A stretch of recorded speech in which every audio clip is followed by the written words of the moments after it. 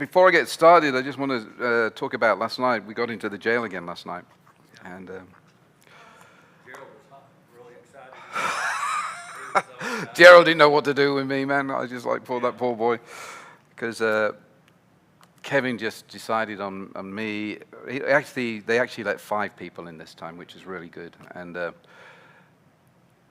Gerald was one of them. And I just said to Gerald, I said, man, right. Kevin asked me to lead it, right? But I just said, Gerald, you're leading it.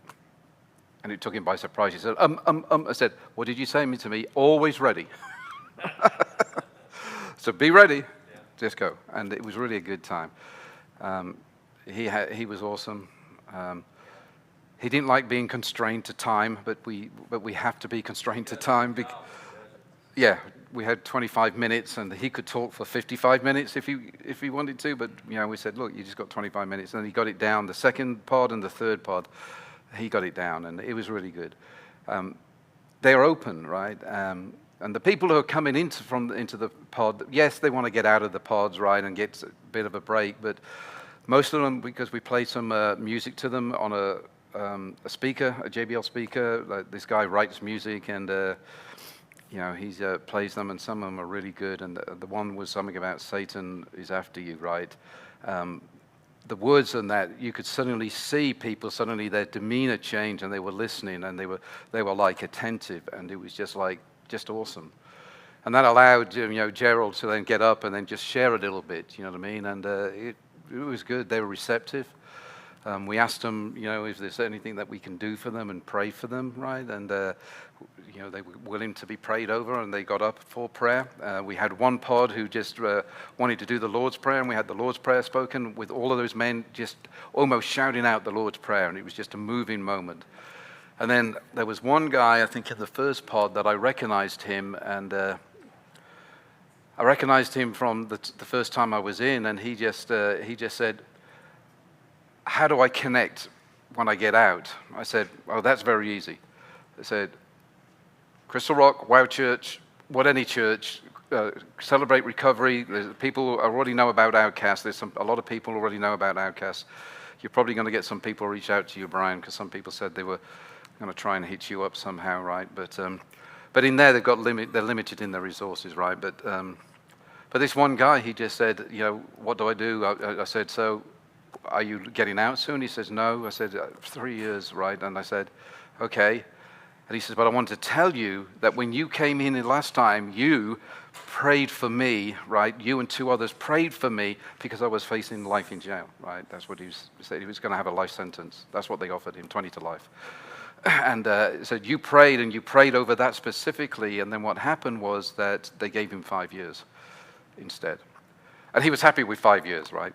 Because if you're going to face 20 to life, right, and then you say 5 years, I'll be dancing in the, right? And so he'd be out in 3, right? So, and that was exciting. And there were some people there wanting to connect with us when they get out, and I said, look, we're not hard to find, right? There's some things that, like, if you're on addiction, there are some things that you need to do. You need to probably get connected with Celebrate Recovery. You need to get connected with recovery houses, right? Halfway houses. They all know about Broadway. They know about Outcast, right? They know about Oxford houses. I said, but as soon as you get out, the first thing that you must do, right, is go somewhere and get connected, right? You just don't go back, right? I said, and the first time you get available, you come to church. I don't care which church you go to a church, right? And they were saying, okay, yeah. I said, because if you don't, your chance of repeating is going to be the same, right? Because at the end of the day, if you keep doing the same things over and over, you keep getting the same results over and over, right? So you have to have an active change in your ideas and your actions, right? So it was good. They were open. They wanted us to pray. The worship was good. Gerald was good. He was floating again, right? I have to keep bringing him down. I think we have to start tying him to a balloon thing, right? And just like, so when he walks out, stay here. But that's good for him, man. Yeah, it's good for him, and suddenly he didn't have anything wrong with it. right, It was, right. And I don't want to talk about him personally while we're on the thing, but this, it was good because some people have been praying with him and for him, and then suddenly the change of demeanor starts, right? Because it's easy for us to get stuck, He was right? at my house this morning, like I said. Yeah, So he was yeah, a great guy. yeah. You know, and we're going in on Thursday. I get to go in. So Kevin himself, Spradlin, is going to go in on Thursday with me and 2 others, and that's going to be. His brother went too? No, not his brother, just with 2 other brothers from the church, right? So, and he hasn't been in yet, right? He's allowed other people. He just wanted to have a little sneak look, you know what I mean? And the story, how this happened, right? No, I can't share that now, but I'll share it to you offline, right? About how we have got favor, right? A miraculous favor, right? There's just a story that I can tell you off the record that how we got into the jail, and it's just God, We keep getting more favor. just getting more favor, man. Man on front, Yeah. he's a favor. Yep. And then there's other. Brother, There are some other. He's half asleep. I was telling somebody from my hometown that today. I told these guys when I talked, I said, man, I may have said it from up here. You know, if you knew all that God had done for me, Yep. you'd be jealous, but He'll do it for you too. Yep. But literally miracle after miracle.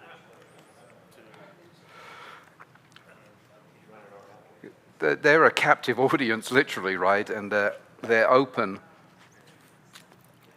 And a lot of them, you can see on their demeanor that they don't want to be there, but then it's the consequences of their choices, right? You can do everything you want in life. I say this to everybody. You can do whatever you want. I don't care. You can do anything you want. Are you going to be okay with the consequences of the decisions you make? And most of the people aren't at the time, right? Or afterwards they say, man, I wish I hadn't done that, right? So I was like that. And God said to me one day, He said, if you don't want consequences, don't do things that bring you consequences. or only the things that bring good consequences. Right, right. But that time, I was not doing things that were bringing good consequences. I was just making irrational, rash decisions, right? And only by God's grace that I didn't get. We know about God's grace, right? You know, not getting what we deserve, man. And I'm grateful for that. Boy, oh boy, am I grateful. So keep praying. The other good news is that we are going to go in twice a month now. So we'll be in on Thursday, and then not the following week, but the week after we'll be on Tuesday and Thursday, right? Are they going to let us in the women's? Not yet, but there are some, we believe that we have God's favor in there, right? And there was already somebody on the women's side that get in there, right? We don't know too much about it, but we believe at some point we'll have allow a team of women to go in there. So if you are wanting to get involved in that ministry in any shape or form, let me know so that we can start getting you involved, right? Right. He came to the house and like, hey, he's looking for a guy. He wasn't there though. He wasn't one of Oh, to your I house? guess he used to be there or something. Okay, yeah. So that's be good. And Kevin, he's just an interesting character. I love just talking to him, man. And he's got a vision, right, just the same. And we love talking about the vision, and it's a shared vision. That's awesome. Man, and I'm going to start meeting with him on a regular basis on a Saturday morning, right? Won't be this weekend, but the next weekend I'm going to start meeting with him on a Saturday morning. He has a warehouse out here somewhere, right? So I think this is building relationships, right?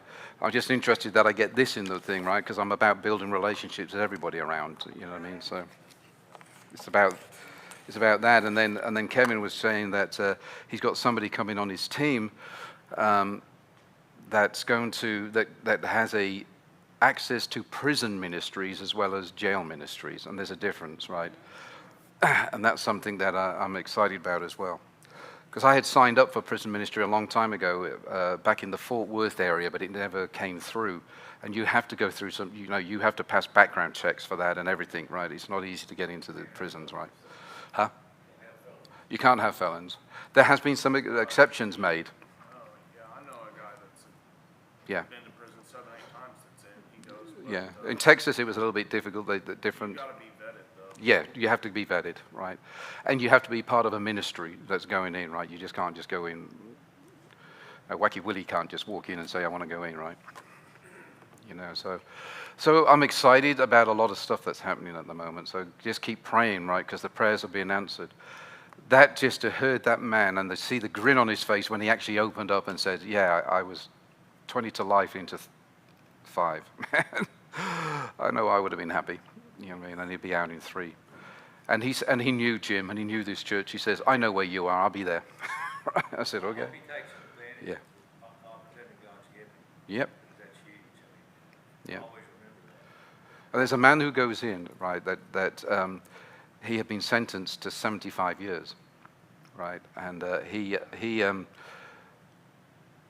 was surrendered to the fact that he was never going to get out, right? Because he's an older man, and after 25 years, out of nowhere, he found favor and was released. So his heart now is, I've got to give back to the God who gave me something, gave me freedom again. And he's an older gentleman, and they call him Grizzly, I think. You may know him, I don't know, or come across him. His story is amazing. 75 years to 25 and out. That's unheard of for the most part, right?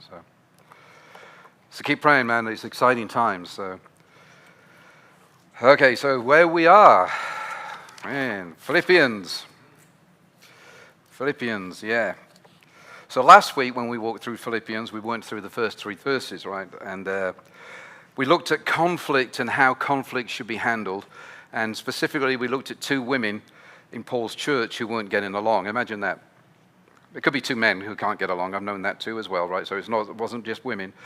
But, you know, it was Judea and Syntyche who were the 2 people. And what we talked about is how Paul did something that most people, right, would find a little bit surprising, and they would find it a little bit uncomfortable. Right? I think you said, "Don't you dare speak to me like that." From right? Firstly, he named them very publicly, right? Okay. I know that turned a few heads when we talked about it, like, "Oh, don't do that here, Wayne." And he appealed to them because they belonged to the Lord, and that he turned to the church and asked for someone to help them, right? And so he wasn't leaving those 2 women to try and fix it alone. He was about the whole body doing the work of reconciliation together, which is what should happen, right? And see, most of us, though, have been taught that conflict between believers is a private matter, right? And that something you keep between the 2 of you, something you handle behind closed doors, something you don't drag anyone else into. But last week we also saw that Jesus himself told us how this actually worked. If you remember, we looked at Matthew 18, and Matthew 18 says, first you go to the person privately. Now, if that person doesn't say, no, I don't accept this, what you do, if they don't listen to you, you then go back with 1 or 2 others to try and address it. And if they still don't listen, if that doesn't work, you take it to the church, right? So 3 steps. Each one becomes wider than the last one, right? So it's privately, a couple of people, and then it's the church. And I want us to look what Paul is doing in Philippians, right? When he's naming these 2 women publicly in a letter to the whole church, because if you remember, we said this in when we were in Ephesians, right? That what they do is that the person who's carrying the letter is the person who stands before the church and reads the letter, right? So when he's saying these 2 people here, it's going to be very public. And that sounds like that he was almost missing the first 2 parts that Jesus modeled in Matthew 14. But I don't think he is, because I think that really what happened, I think what you're seeing in Philippians 4 is really step 3 in action, right? I think that they've probably, the private conversations have already probably happened. The one-on-one appeals have probably been made. And when private steps couldn't finish the job, what Paul did is what Jesus said to do, which is like, he took it to the church, right? So I think that's the model that we should follow. And I think that here in Philippians is that they've already tried to do probably 1 and 2, and they're on 3 now. So they aren't 2 different teachings, and I really wanted to make that clear because I think some people picked up on about, well, you're supposed to do this. Matthew 18 says this. I just wanted to reiterate that. Right, these are 2 ends of the same process, right? So when we walked away with things like, right, I want you not to forget a couple of things, right? Time doesn't heal conflicts. It normally buries them. That real love doesn't ignore conflicts either. It tends to move towards it gently. And Paul's pattern is like love first, name the issue, get help. That's the model, right? So what we're going to do, we're going to jump into verses 4 to 7 now, and we're going to hear 3 of probably the most famous verses in the New Testament. And these are verses that you're going to have heard all your whole life, right? They've been quoted at you probably. You've seen them on printed cards. You've most probably seen them in social media memes, right? They've been hung on walls, but most of the time they've been mostly misunderstood. And I told you a few weeks ago that when we did the overview of Philippians 4, I told you that those verses, we're going to hear them like Paul wrote them. That's the intent, right? Not like Hallmark sells them or like social media memes try to sell them to us. We're going to start delivering on what are those first 4 verses we're about to read, that 3 of them that everyone in this room knows. Rejoice in the Lord always. Do not be anxious about anything. And the peace of God will guard your hearts and minds, right? And if I'm going to be honest with you, I've quoted those verses at people over the years many times. Yep. And I've done that without truly understanding what Paul actually meant by the verses in the context that he means them. And so I was losing something. So I kind of use them like slogans. I use them on band-aids on people's lives, right? You try to say something who is hurting, okay, it's okay, don't be anxious about anything, that kind of thing, right? And when you're doing that, you're not actually helping them half the time, right? And it wasn't until I stopped and actually read them and read what they really meant that I realized that I was always reading them wrong. I was misunderstanding what they meant. So what we're going to try and look at today is what Paul actually meant when he was doing this, okay? So the first one, if we go and bring up, I'm going to go the 4 to 5, okay? So always be full of joy in the Lord. I say it again, rejoice. Let everyone see that you are considerate in all you do. Remember that the Lord is coming soon. So I'm going to give you the coffee mug version of that verse. Be happy all the time, no matter what. Even when your world is falling apart, even when someone you love is dying, even when the bills are piling up, just be happy. I think that's sometimes how we usually hear it, right? Be happy. That is not what Paul is saying here. And I know that, right, because of who wrote it. Paul wrote this from prison, right? He's in chains. He's awaiting trial. He's not knowing whether he's going to live or die. And you cannot tell me at that moment that Paul was happy, right? He wasn't smiling all day long, I know that. Again, the cheesy grin, right? Like, it's okay, everything's okay, I'm being happy. You cannot tell me that his circumstances did not give him things to grieve, because I think they gave him things to grieve. So Paul, I don't believe, was happy, but he certainly was rejoicing. Those 2 words don't mean the same thing, but people connect them as if they do. Happiness depends on what's happening, right? Joy depends on where you're anchored. Now, look at the 4 words that make this verse work. Can you go back to 4? Okay. In the Lord. Okay? Paul doesn't say rejoice in your circumstances. He doesn't say rejoice in your health. He doesn't say rejoice in your marriage. He doesn't say rejoice in your finances. He says rejoice in the Lord. Because at the end of the day, right, your circumstances and everything else will change on any given moment. But the one thing that doesn't change is the Lord, right? So your circumstances change, your health changes, your marriage will have hard seasons, trust me, I know. Your finances will rise and they will fall, but the Lord is the Lord, right? Yesterday, today, and forever, He is the Lord. So if you anchor your joy to Him, then when everything else in your life moves, because I promise you, everything in your life will move at some point, because we're just humans having human experiences, right? And we've just got personalities, and I'm not looking at anybody, but I know that sometimes marriages get difficult, right? And I know that sometimes you lose your job, or sometimes you've run out of money, whatever it is, right? They will change, but the Lord never changes. So if you anchor your joy in him, then when all of that other stuff comes along, which it will do, your joy doesn't have to leave you. I may not be happy in my lot, and there are times right now that I'm not happy in my lot, right? But I do know that I have joy in him. So now watch what the next thing Paul does. There it says, I say it again, rejoice. Paul rarely repeats himself in the same breath. I don't know if you noticed that. You go back through some of his stuff, he rarely repeats himself like that. So when he does, it's because he knows you probably didn't hear it the first time, right?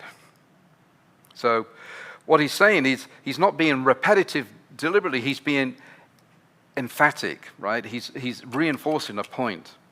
He's saying, I know how this sounds. I know your circumstances. I know what you've been going through. And I know why joy sometimes feels impossible to us. But what I'm telling you again is rejoice, right? That's what he's saying to us. Because sometimes I think that Paul knew this, that those commands would seem impossible to us sometimes. I know that sometimes I've carried the weight of something and rejoicing is probably the last thing on my mind, right? So he says it twice, not to be pushy, but I think what he's trying to do, he's wanting you to make sure that you know it, right? That you have to rejoice in the Lord. So let's go back to 5 a minute, please, sir. Look what comes next. Let everyone see that you are considerate in all you do. The Greek word here is ipekesi or something like that, right? It's a hard word to translate. Some Bible translations say it means considerate, others say it means gentle, some say reasonable, yet others say forbearing. It's the picture of someone who doesn't insist on their own way. Someone who is easy to deal with. Do you know people who are easy to deal with? I know some people who are easy to deal with. Someone whose first move is always defaults to gentleness and not defensiveness. And I think this is the reason why Paul puts it straight after the rejoice command. Because a person who is rejoicing in the Lord isn't fighting to defend themselves anymore, right? Because they don't have to. Because their joy isn't at stake in every conversation. Their identity isn't on the line in every disagreement that they have, and we will have disagreements. Their peace isn't dependent on winning every argument. I can allow you to be right. Sometimes. So that kind of person can afford to be gentle. So I really believe that if your joy is anchored in the Lord, then that makes you gentle people. And I like how Paul closes verse 5 with this line, remember, the Lord is coming soon. That is the anchor behind the anchor. Does that make sense? Say again. When he's saying that, remember that the Lord is coming soon, that is the anchor behind the anchor that he's already stated. So the anchor is joy in the Lord, right? But the Lord coming soon is the anchor behind that anchor. Does that make sense? Second? Bookends, that's it. There you go. Thank you. Bookends. Yeah. Why can you rejoice in the Lord? Because you know he's coming soon, right?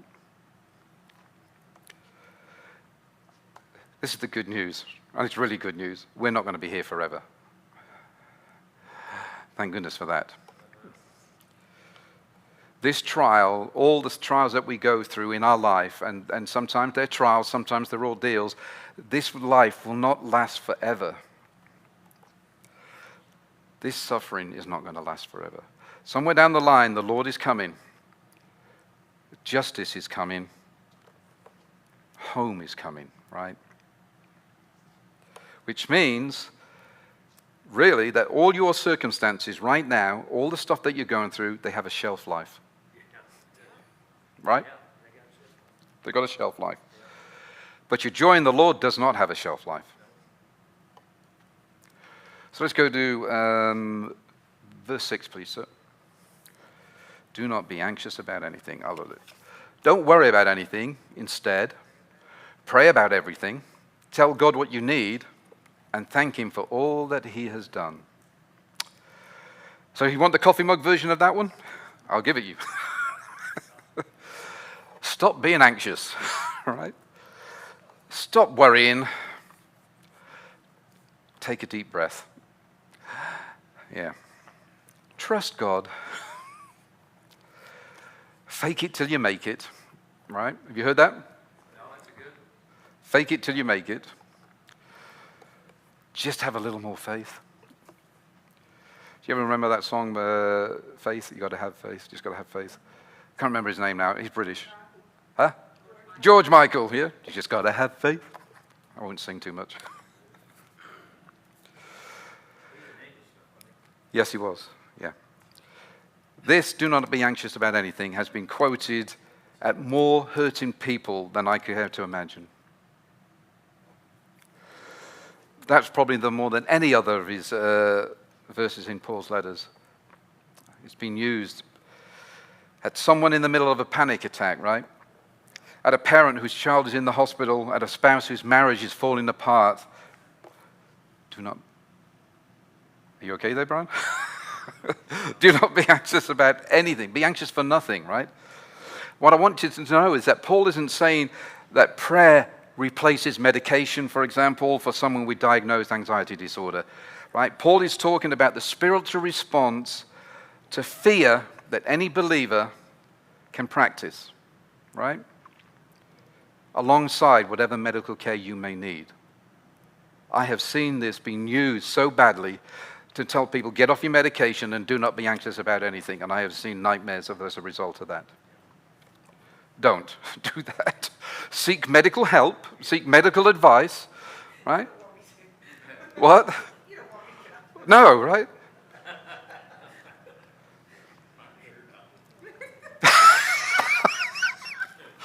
Rex just said, I sure don't want to. But I'm going to tell you that I've seen this verse misused on people, right? Get off your meds. You just pray. Don't be anxious about anything, right? Instead, you've got to pray about it, right? No, don't do that. Don't do that. Please don't do that. I think that prayer does not replace medication. I really believe that the spiritual response to fear is any believer can practice prayer in their life while they're still having something, right? You got 6,000 years of everything that was done wrong. It's lighting us up, and our brain is just, Oh, yeah, dude. it's just craziness. Yep. Yeah. 6,000 years doing stuff wrong. Yep. Catches up with you. Mm-hmm. I'm just, But God is good. God is good. Amen. All the time.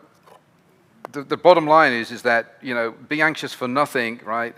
It's as if quoting a verse that someone is drowning is the same as pulling them out the water. No. When you're drowning, don't come up and say, don't be anxious about anything. You better put your hand in and help them out, right? Yeah.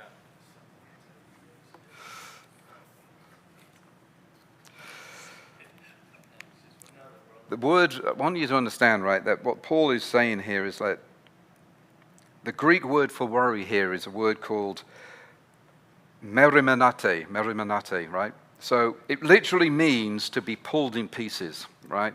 To be divided into parts. So in the picture, it's the picture of a mind being torn apart by concerns, right? Which is what literally is happening to us. Pulled one way by what might happen, the woulda, coulda, shouldas, or the what ifs, right? A lot of people are in the what ifs. Well, if I do this, then this may happen. If I do that, and then I do that, then this may happen. Well, okay. Don't get stuck in the what ifs. Pulled another way by what he already has, okay? Pulled another way by what you can't fix. You can't fix people. I want you to know that. Okay? I may upset a few people, but you can't fix people. This one is the woulda, coulda, shouldas, right? This is pulled another way by what you should have done differently, right? If only I'd done that, then maybe this wouldn't have happened and I wouldn't be in this mess. Woulda, coulda, shoulda. Doesn't matter. You are here right now in this mess. Right? Huh? I still can't hear you there, Gigi. You have to be loud, lady. You can't cry over spilled milk. That's it. You can't cry over spilled milk. Exactly. Thank you. So what Paul, he's not telling someone in this state of anxiety, just stop. He's not doing that. You can't stop being torn apart. Has anybody here been anxious? Let's have their hands up. Who's been anxious? Brian, you've not been anxious? Never? Oh, Brian, okay, there you go. I know he's been anxious about some things in his life, I'm pretty sure. Yeah.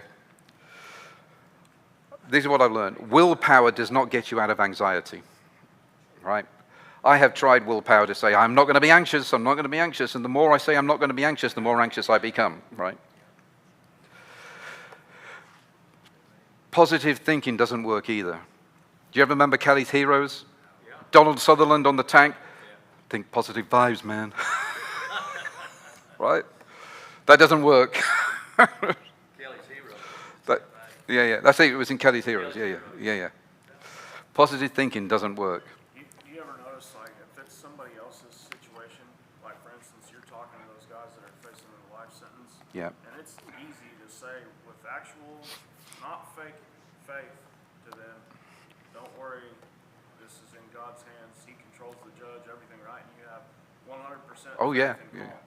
But if it were your situation, you would say, oh my gosh, life, you know? Yeah, man, yeah. But there comes a certain point that I don't envy anyone get to, in which you just say, okay, no, that I don't care, but okay, God, if this is what you have me do, then I'll start a ministry in prison. Mm-hmm. You get to a point when you're facing enough that Yeah, man. some of those guys end up being some of the most Powerful people. behind Yeah. bars ever. Because that guy, Grizzly, 75 years, reduced to 25, and he gets out. So he's done the 25, and suddenly they thought that they were transferring him to another unit, which is whatever, and no, they had transferred him to the other unit so that they could start paroling him out. And I'm like, can you imagine what's for him? He said, and he actually says it when he's there, and he says that this is the only thing I can do. I've got to give back to my God who gave me my life back. Right? Now, I'm pretty sure that, there's a point when you're in a 75-year sentence, you're not worrying about anything anymore. You've lost hope probably at that point, and you say, this is it, right? That young man who was 25 to life, he just said, all I want is prayer. Can you pray for me? And we prayed. Now, we don't know what's going to happen. All we can do is pray for peace, and so that passes understanding to come into his mind. But he still had to go in front of that judge. And I can imagine what he must have been like sitting in front of that judge. Expecting to get 25 to life, and they just said, 5 years. With 10 years supervised, I think, right? The parole, basically, right? I mean, it kind of tells you that his heart is softened. Oh, yeah. Only God does that. Yep. So now he knows what mercy is. Yeah, now he knows what mercy is, right? But I'm pretty sure that you couldn't have told him not to be anxious about anything in the moment he was going to be, when they brought him up, right? Or brought him into the courtroom. Yeah. Yeah. Telling yourself to trust God doesn't automatically produce trust. This was God's story to me all the time. He just says, Wayne, I need you to trust in the trusting. And I would get mad at him. Like, what do you mean, trust in the trusting? That's just ridiculous, God. Right? Until one time I asked him, what does it mean to trust in the trusting? And he says, trust in the process of trusting that I will take care of it, right? And what actually trusting him means is, am I going to allow him to do it? Because God used to say to me, your knowledge is great, your faith is great, but your trust is really poor. And I said, well, what does that mean? He says, you have to let me do it. See, because what I want to do is, because I know God can do all things, but there's a part of me that's in this stress state, right? And you've been in this stress state. I probably need to do some things, right? to bring action. I need to do something. I need to chase. And God's just saying, trust in the trusting process. It's a process to trust me, Wayne. So trust in that process of trusting me. Let me in and let me do it. That was a hard one, man. That took a long time. I trust him for a little bit, and then I'm like, no, he don't know what he's doing. He needs my help. So then I would start trying to interfere, and then suddenly ending up in messes, you know. So telling yourself to trust God doesn't automatically produce trust. I know that to be true. So what is Paul actually saying here? He says, look at the actually sentence, right? Don't worry about anything, but then he puts another word in here called instead. You've got to take note of the instead, because you've got to look at what's following, what the instead is really going to mean. Instead. That word right there is doing everything. So Paul isn't really saying stop being anxious. Paul is saying replace your anxiety with something else. You're probably not going to like this when I say this, but it's true. Anxiety and prayer cannot occupy the same place at the same time. Okay? Does that make sense? Yeah. You cannot be praying and then worrying about the same thing simultaneously. It doesn't work. One will always displace the other. And Paul is now telling us which one has to move. So what he's saying is that he's not saying stop worrying. He's saying start praying about the thing that you are worrying about. Yeah? And look at the specific instructions. Instead, right, everything that's following is going to be important. Pray about everything. Right? Paul gives us 3 parts, right? So it's pray about everything, tell God what you need, and thank him for what he has done. Okay, so there are 3 parts here. So the first part is prayer. That's general, broad, and very open. You come to God with what's on your heart. Second is the petition. It's very specific. Name it. Not vague requests, right? Everybody comes, name the specific thing that you want to pray about, not go around it in like circles. You never know if it got answered. Right. And not just say a prayer like, just bless everyone, right? No, bless Gigi, Amen. right? Okay. Actual asks, as I said. Is that a word? Yes, it is. Asks, right? Right? Father, I need this rent paid. Father, I need this child to come home. Father, I need help with what is coming tomorrow because I can't face it. And the third part of it is thanksgiving. This is the part that most of us skip. Yep. Paul says, don't just ask, thank him for what he already has done. Because when you name what God has done in the past, you are reminding yourself who you are dealing with in the present. Do you want to write that down, Gigi?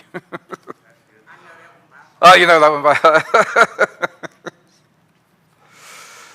You are anchoring your prayer in what God has already done, not just in what he might do. Petition names what you need.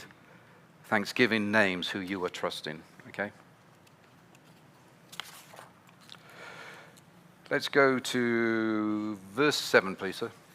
The peace that guards.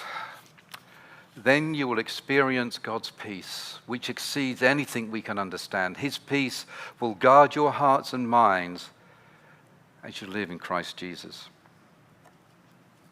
Let me give you the coffee mug version of that one. God will make you feel better. A warm, fuzzy sense of calm. A quiet, peaceful heart. Everything will feel okay. That is not what peace means here. The Greek word for guard, right, is phoreo. It's a military term. It means to stand guard as a garrison, right?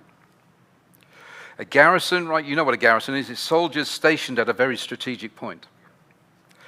maybe to defend a city. They don't leave. They don't sleep. Well, they rotate their sleeps, right?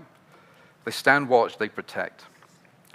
So we'll look at what the picture Paul is painting here. What he is saying is, your heart and your mind are a city. And when you replace anxiety with prayer, the peace of God moves in and stands guard. So this is what this changes for us. The peace of God is not a feeling. And if you're trying to chase a feeling, stop. It's not a feeling. It's a defense system. It doesn't come in and make you smile, right? It doesn't. What peace does, it comes in and stands watch. And then you can let go, right? Because what's it against? What's guarding against what? Against the return of anxiety. Against your mind being pulled apart again. Against old Slewfoot, as I like to call him, whispering, God ain't going to come through for you. It's guarding against the temptation to take it all back onto your own shoulders. You ever done that? Yeah? Sure was heavy. Huh? Yeah, sure was heavy. Yeah. But we take it back in a minute because we don't have that peace within us, right? I love this. Peace is not the absence of trouble.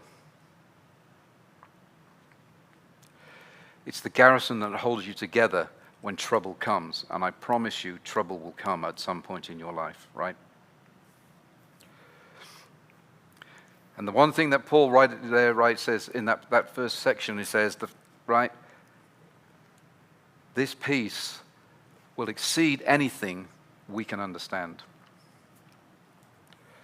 In other words, it doesn't make sense.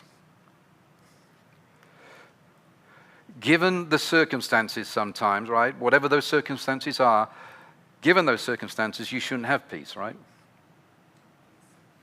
When you know this is what helps me, Mike, when I know he's standing right there with me. Right.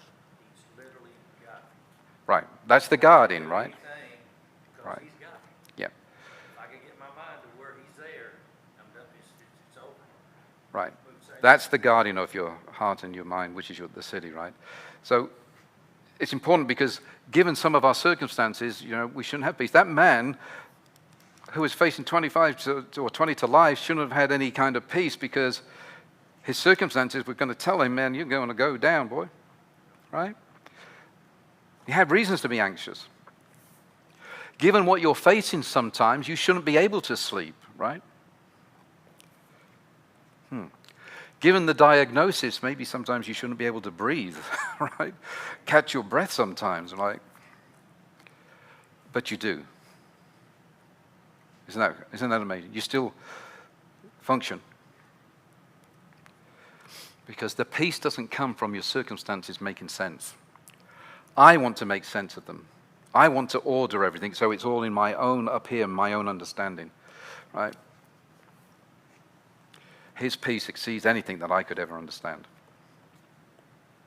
Do you know where it comes from instead? This peace comes from someone bigger than my circumstances. And when people watch you walking through all that you're walking through, they will not be able to explain sometimes why you're still standing. That is the peace of God. And I love this part. That Paul closes right here, right, in Christ Jesus. So the peace that he's given us has an address, right? The address is in Christ Jesus. It doesn't float around like, come here, right? It just doesn't come to anyone who just wants a calmer life. Because if it did that, I would have had it a long time ago, I promise you. It lives in Christ.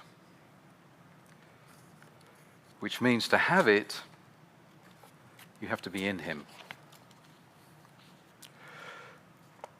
So let's quickly look at what Paul has given us in these 4 verses. What he's done is a whole inner life, right? Verses 4 to 5 is about your heart. Rejoice in the Lord, and that joy makes you gentle. Verse 6 is your response to fear. The peace of God, right? So when worry comes, what you have to do is you replace it with prayer instead. Okay? Then this verse 7, it tells us about your mind. The peace of God stands guard so that the worry doesn't have to come back. So it's heart, how we respond, and our mind. That's the whole inside of every believer. And it just doesn't just work in pieces. You can't rejoice in the Lord without letting him guard your mind. You can't have the peace of God without replacing anxiety with prayer.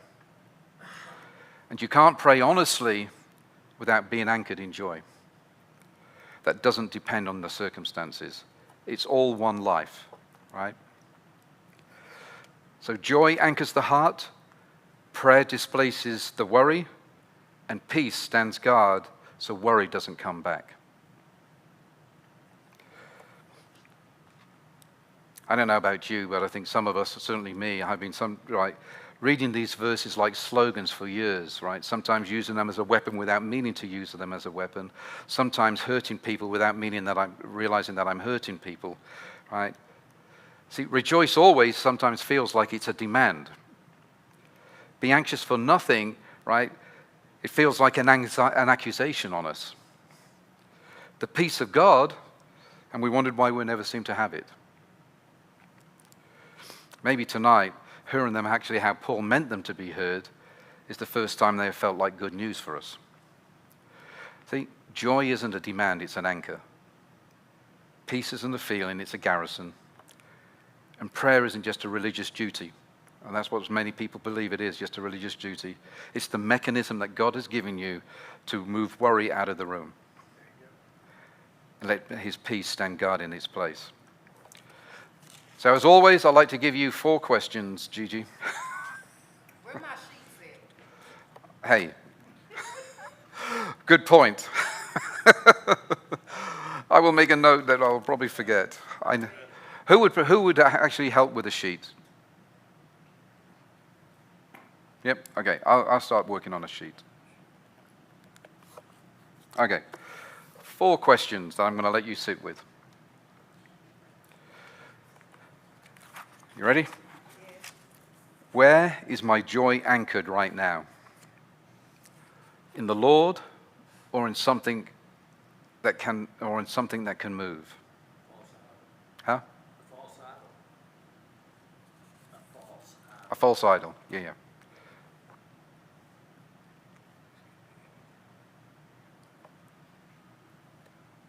I'm ready. Okay. When worry comes, and I promise you, worry will always come, do I replace it with prayer? Or do I just carry the worry?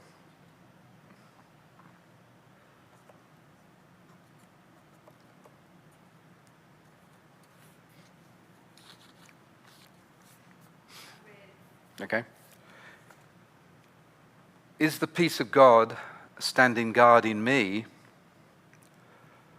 or am I still trying to defend myself?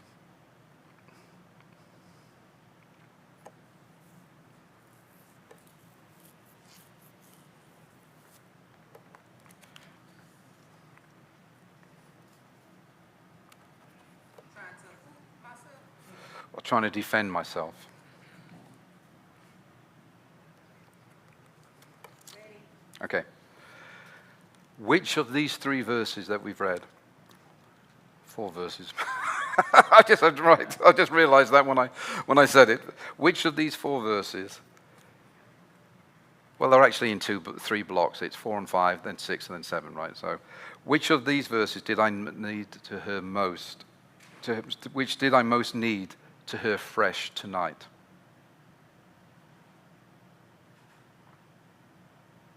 You get that? Yeah. And what I want to leave you is that the verses haven't changed. The verses are still the same verses as they've always been. But maybe tonight we've changed in how we see them. No longer as coffee mug slogans or social media memes, because that's where I see most of them. I said always that we can take the Bible whatever way we want and beat it over somebody's head if we want to, right? I hope that what we do is that what we do together is we really dig into what really God is saying about these verses, about everything that we're doing. I have done it myself. I've been guilty of it. I no longer try to do that. I try to take these and I live them in my life today, right? So anybody got questions, feedback? What did verse 5 say In in NLT? NLT? Yeah, I've got Okay. ESV and I'm Okay, yeah. Let me go back to it. It is saying, can you go back to 5? There we go. Let everyone see that you are considerate in all you do. Remember, the Lord is coming soon. okay. What- Consider it. So what do you got there? Well, okay, let me read 5 and 6, because it words it. Rejoice in the Lord always is pretty well the same. Yep. When I say rejoice. Let your reasonableness, but then down below it says alternative is gentleness. Right. Let your reasonableness, gentleness, you're saying consideration, Yep. be known to everyone. The Lord is at hand. Do not be anxious about anything, but in everything, by prayer and supplication with thanksgiving. Let your requests be made known to God. Yep. What is that version? English Standard. English Standard? Okay, ESV. Yeah. Yeah, sometimes when we read this, that I think there was somewhere else that I was talking about that the English version doesn't come up to. Okay, so I think I said it here. Let everyone see that you're considerate in all you do. So the Greek word, right, what I said is epikasi or epikasi or something like that, right? And it actually means, it's a hard word to translate. So considerate, gentle, reasonable, forbearing, right? 4 of the English words.